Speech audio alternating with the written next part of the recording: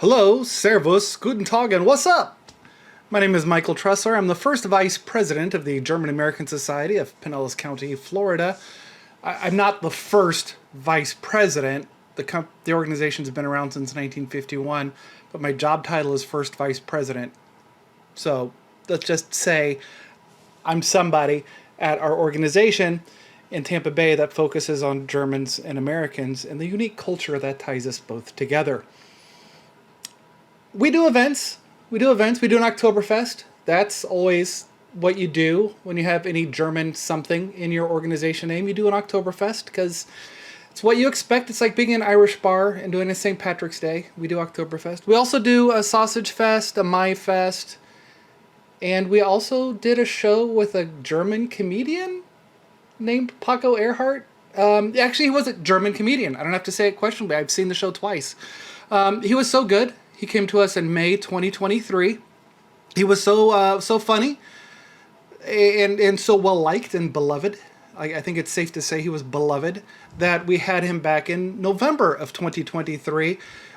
We essentially sold out. We had a larger attendance probably than we were expecting. We don't understand our cultural significance in the Tampa Bay area, and apparently people do, because when we put on events, people show up, which is good because they got to see, in this case, Paco Erhard.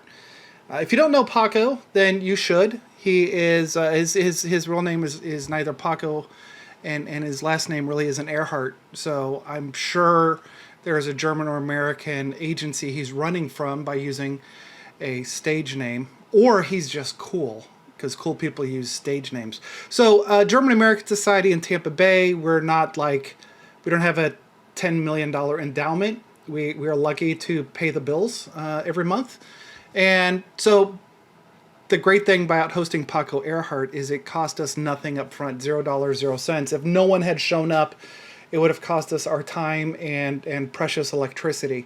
Fortunately, we had a full house of people paying full price tickets, and Paco made his money, made it worth his while to come over to visit us in Tampa Bay, and it certainly helped pay for our electrical bill for the month and longer. So I don't want to get all into our business, but our business is kind of your business.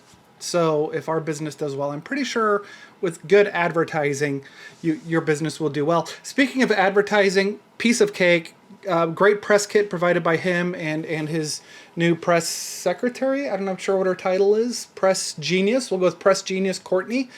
They provided all kinds of things. Made a custom video just for Tampa. So, the hard part about selling a comedian is I'm not going to go spend my time if he or she isn't funny.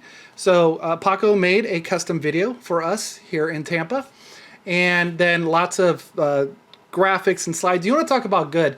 We had our Oktoberfest, because again, that's what you do in a German American Society. He paid to have postcards printed out for us to distribute and pass around on all the tables. So I don't expect him to pay for all the marketing. We paid a fair amount for online advertising throughout the Tampa Bay area, as well as then just regular my time posting on Facebook and Instagram and the local event calendars and that sort of thing. We did our thing, but that's just a sign of how much support you'll get if you host Paco. It brought a lot of new people into our club. I was our MC, so my first question was, how many people saw Paco the last time? And 20% of the people raised their hand. So when we did it the second time in November, we had most of the house that was new, and a lot of the faces I didn't recognize. Now, I don't really know the people in our club. I'm just the first vice president. I just do paperwork and marketing, so I don't really know these people.